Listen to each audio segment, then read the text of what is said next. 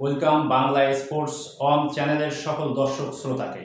Cricket মহাকাশের আর এক নক্ষত্রের পতন ঘটতে চলেছে।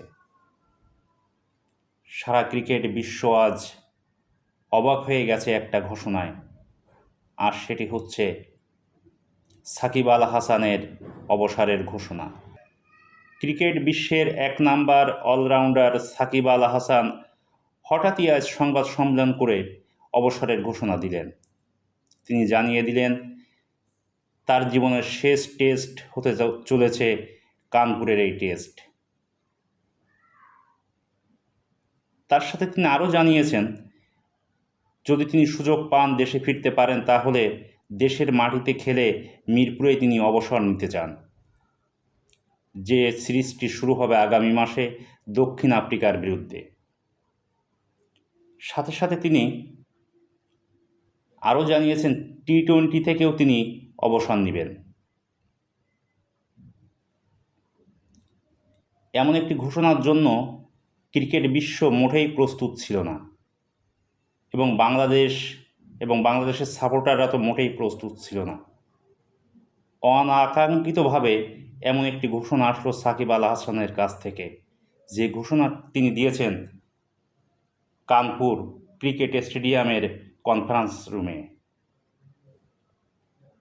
সাংবাদিকদের এক প্রশ্নের জবাবে তিনি জানান যে তিনি অভিমান বা কারো পরে রাগ করে অবসর নিচ্ছেন না, তরুণদেরকে সুযোগ করে দেওয়ার জন্যেই তিনি অবসর নিচ্ছেন।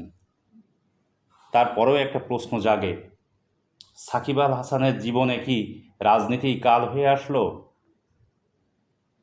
তা না হলে সাকিবের বর্তমান যে অবস্থা, যে বয়স, তাতে কিন্তু তার অবসর নেওয়ার মতো সময় এখনো আসেনি।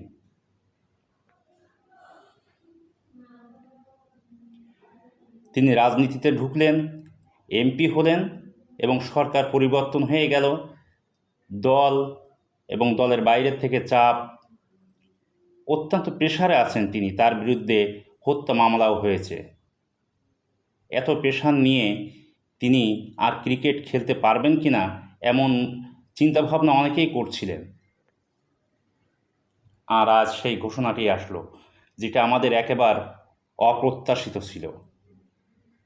সাকিবের মতো আরেকজন ক্রিকেটার হয়তো বাংলাদেশ দলে আসবে, কিন্তু কবে আসবে সেটা আমরা কেউ জানি না।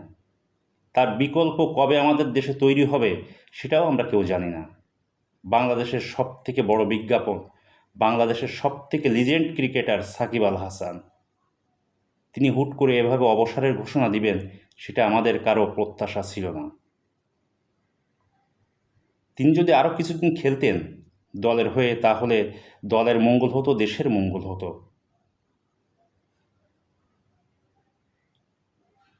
তবে তিনি হুট করেই ঘোষণা দিলেন যে ক্রিকেট থেকে তিনি অবসর নিতে যাচ্ছেন, বিশেষ করে টেস্ট এবং টি-20 থেকে। তবে আমার ব্যক্তিগতভাবে ধারণা, সাকিব হয়তো রাজনীতির কারণেই আজ এ সিদ্ধান্ত নিয়েছেন। যাই হোক, সাকিব যখন সিদ্ধান্ত নিয়েই ফেলেছেন তখন তো করার কিছু নাই আমাদের। তবে তার জন্য আমাদের অন্তর থেকে অনেক অনেক শুভকামনা রইল। সবাই ভালো থাকেন, সুন্দর থাকেন। খুদা হাফেজ।